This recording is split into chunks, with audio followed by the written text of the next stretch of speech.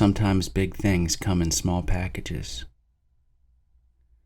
So my last drink was the day before Easter 2016. If you haven't read that story, feel free to listen to this one first, but circle back because that's a big part about how I got here, to the premise of this story. After getting sober, I suddenly found myself with a lot of time. So when my birthday rolled around on June 13th, I asked Olivia if I could get a chainsaw. My plan was simple: to clear a little area and build a playhouse for Faye, who was only 1 at the time. She agreed, so I got the chainsaw, headed outside, and started clearing out the thick honeysuckle that had taken over in our backyard. There was something about the sound and smell of that saw, the feel of the wood giving way under my hands. It felt powerful. I knew right then and there that this project was going to be much bigger than I initially planned. You see, when I get into something, I go all in. It's like an obsession, an addiction of its own. So I got this idea to build a real tiny house instead of just a playhouse. And I got to work. One thing you need to understand is where I was building this was down a very steep hill. First up was the foundation, and that meant hauling 80-pound bags of concrete down the hill, one by one, because there was no way to get machinery down there.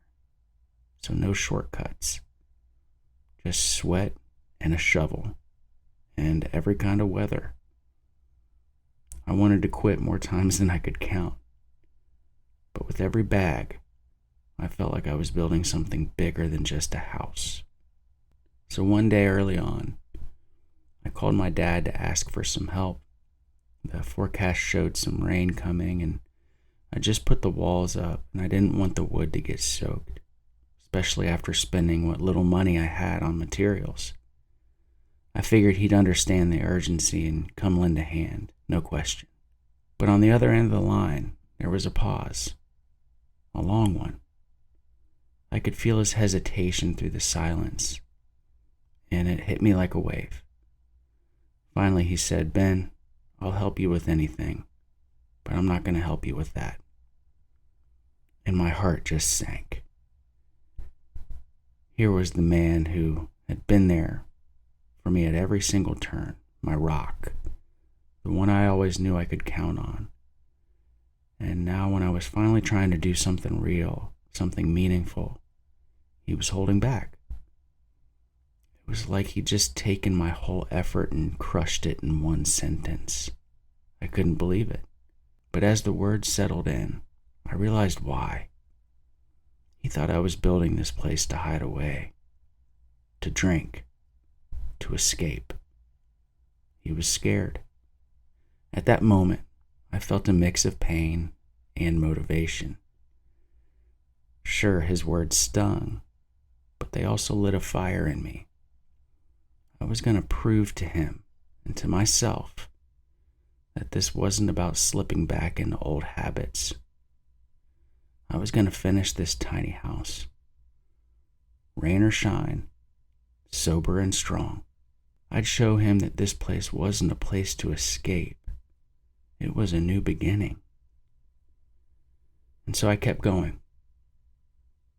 I didn't just want to finish it. I needed to finish it. To show my dad what I was capable of. That I wasn't running away from anything anymore. That house became my mission.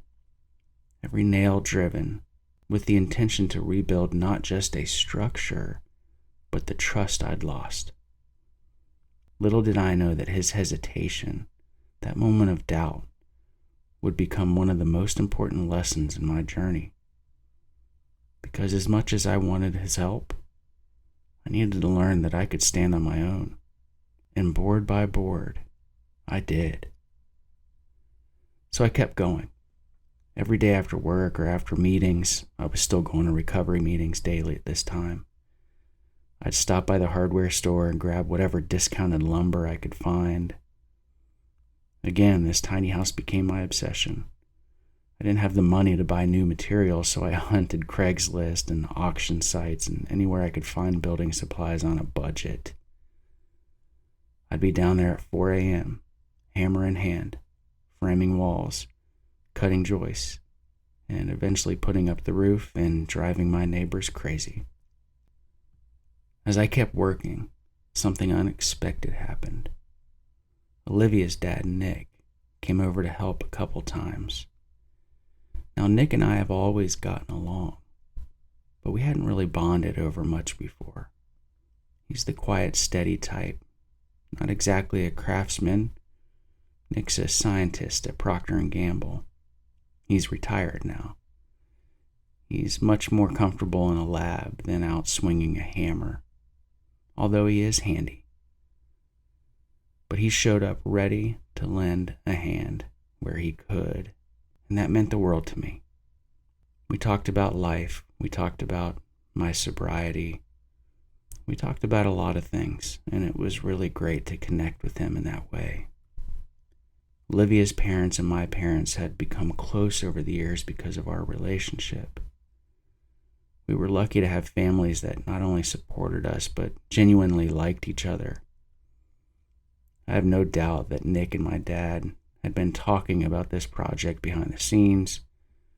Maybe Nick in his quiet way nudged my dad saying, "Hey, he's serious about this." I imagine he reassured my dad that my heart was in the right place, that this wasn't about slipping back or hiding away. His presence, brief as it was, felt like a quiet vote of confidence. So eventually my dad came around too.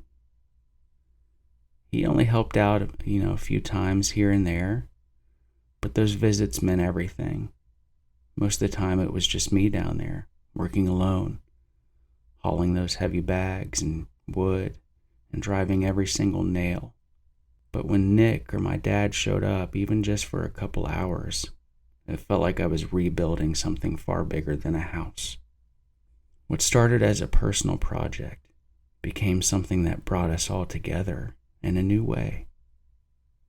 I'd been rebuilding trust with every board, every nail, every hour down there. That tiny house didn't just grow my confidence. It gave me these rare moments with both Nick and my dad, each believing in me a little more with every visit. And in that tiny space, I learned that sometimes the smallest gestures can build the biggest bridges. When it was finally done, I named it Honey Faye Cottage, a tribute to the honeysuckle I cleared and to my daughter, Faye, who's also named after my grandmother.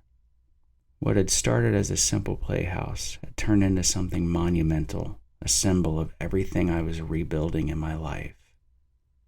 I remember inviting friends over and showing them what I had built with my own two hands. It wasn't about showing off. It was about sharing something I'd discovered. If I could do this, maybe I could do anything. Building that tiny house showed me that piece by piece, board by board, you can rebuild your life. It was that spark of hope that would later turn into a string of hope, which has now grown into Joy Academy. So wherever you are, whatever you're facing, know this: you're capable of more than you think. Sometimes life hands you heavy things, and it's brutal. But if you stick with it, if you carry each piece down the hill and don't give up, you'll build something that matters. Board by board, we're all capable of big things, even if they start with something tiny.